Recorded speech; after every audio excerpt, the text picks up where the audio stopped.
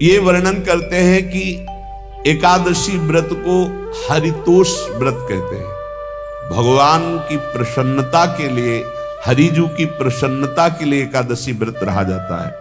प्रायः समस्त वैष्णवजन रहते हैं। जो रसिक जन प्रियाजू के चरणों के अनन्य हैं, उनका एक ही व्रत है, श्यामा श्याम की 8 पहर उपासना करते हुए अपने मन वृत्ति को श्यामा श्याम में समर्पित करना। यहाँ ज्ञान ध्यान व्रत कर्म जीते सब काहो में नहीं मोहि प्रतीति, रसिक अनन्य निशान बजायो एक श्याम श्यामा पद प्रीति। पर जो एकादशी व्रत रहते हैं परम धन्य है, वो हरितोष व्रत है। अब एकादशी व्रत का नियम क्या है और कैसे एकादशी व्रत का फल मिलता है, कई बार चर्चा हुई।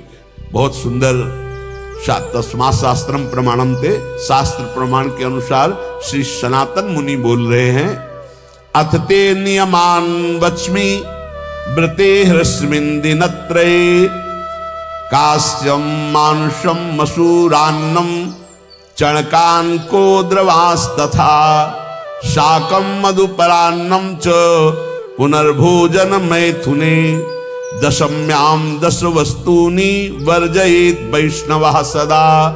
जिसे एकादशी रहनी हो और एकादशी का फल प्राप्त करना हो, उसको ये नियम पालन करना चाहिए। अथ ते नियमान वच्मि व्रते ह्रस्मिन् दिनत्रये, उसको 3 दिन, एक तो दशमी और एक द्वादशी और फिर बीच में एकादशी, उसको 3 दिन संयम में रहना होता है, तब बीच की एकादशी का उसे फल प्राप्त होता है। जिसे एकादशी व्रत रहना हो, उसका नियम है कि दशमी के दिन कांसे के पात्र का त्याग करे।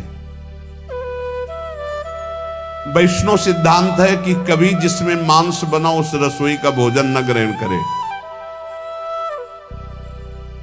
मसूर की दाल, चना की दाल, कोदों और कोई भी शाक, शहद, दूसरों का अन्न, दोबारा भोजन और मैथुन, ये दशमी के दिन त्याग दे। एक बार दशमी के दिन भोजन करे 24 घंटे में, क्योंकि एकादशी रहना है।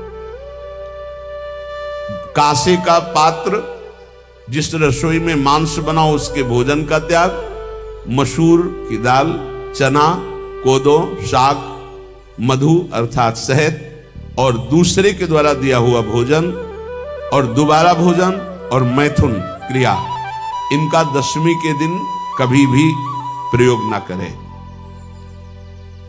इन 10 वस्तुओं से वैष्णव दूर रहे दशमी के दिन। फिर एकादशी के व्रत में,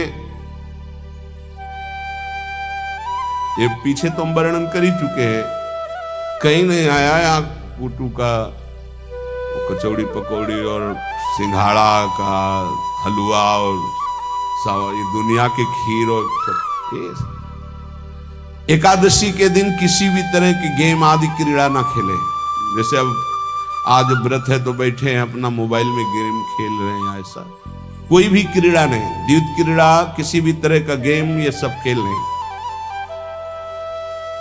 द्वित क्रीड़ाम च निद्राम च तांबूलम दंत धावनम, परापवादम पैशून्यम स्तेयम हिंसाम तथा रतिम, कोपम हृत वाक्यम च एकादश्याम विवर्जयेत। एकादशी के दिन उपासक को चाहिए कि वो किसी भी तरह की क्रीड़ा, मनोरंजन बिल्कुल नहीं। चनिद्राम, नींद नहीं लेनी उसको, न दिन में न रात में।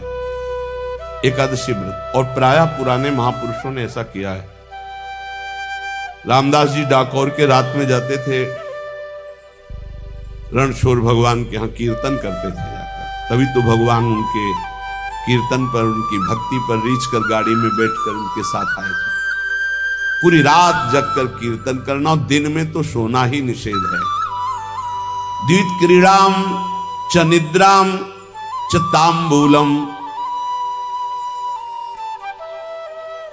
पान खाना निषेध है एकादशी को, बिल्कुल नहीं। जो व्रत रह रहे हैं।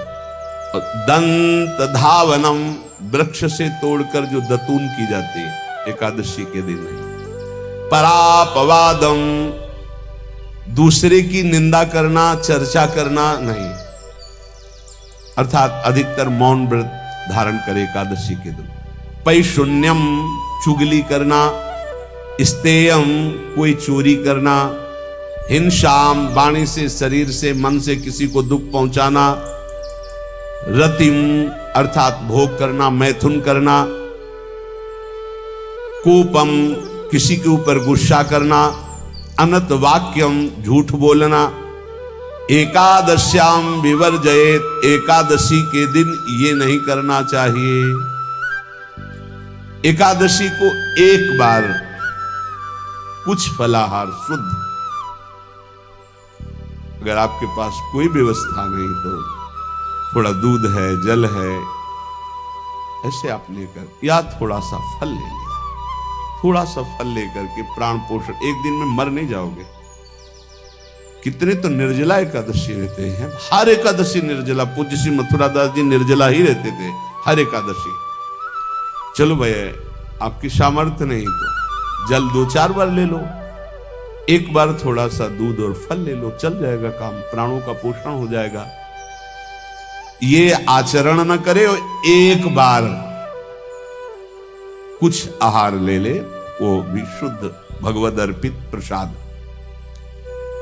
फिर द्वादशी को काश्यम, मांसम, सुराम, छौद्रम, तैलम, वितथ भाषणम, व्यायामम च प्रवासम च पुनर्भोजन मैथुने, अस्पृश्य स्पर्श मासूरे, द्वादश्याम द्वादश त्यजेत। कांस के पात्र में द्वादशी को भी भोजन न पावे। जिस रसोई में मांस बनाओ उसमें आहार न ले। किसी भी तरह का नशा द्वादशी को न करे। शहद न पाए, तेल के बने पदार्थ न पाए, मिथ्या भाषण न करे और बहुत शरीर का व्यायाम न करे, बहुत थकावट वाले कार्य न करे। दोबारा भोजन न करे, एक बार द्वादशी को भी भोजन पवित्र। मैथुन न करे, जिसका स्पर्श नहीं किया जाता ऐसे पदार्थों का स्पर्श न करे, और मसूर की दाल न खाए। द्वादशी को जो इन नियमों का पालन करता है, दशमी द्वादशी ऐसे और एकादशी ऐसे, तब उसे एकादशी व्रत का फल प्राप्त होता है। जो इस पद्धति से एकादशी, ये जो मनमानी है सब नहीं, हर पदार्थ मिल जाएगा आपको फलाहार में। हर पदार्थ हमको बताया गया कि आपको जो चाहो सब पदार्थ फलाहार का। अरे भाई, हरितोष व्रत है तो हरि प्रसन्नता के लिए एक दिन भूखे रहने बहुत आनंद आता है। पहले भगवत कृपा से ऐसी गंगा जल पी करके कुछ दिन, फिर कभी कभी निर्जला एकादशी का भी आनंद। बड़े संन्यास मार्ग में थे तो बड़े संयम से सब शास्त्रीय पद्धतियों का निर्वाह होता था।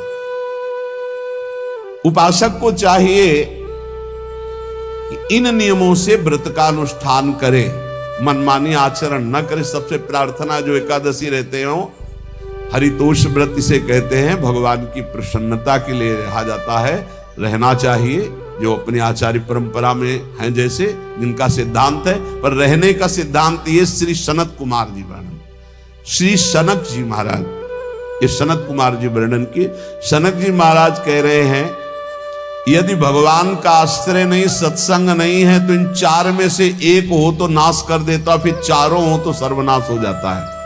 यौवनम धन संपत्ति, प्रभुत्व विवेकता, एकैपमप्यनर्थाय किमु यत्र चतुष्टयम। यदि सत्संग नहीं है, यदि भगवद आश्रय नहीं है, खूब धन हो, जवान अवस्था हो, बढ़िया पद मिला हो, प्रभुत्व चलता हो और अज्ञान हो, फिर क्या कहना है?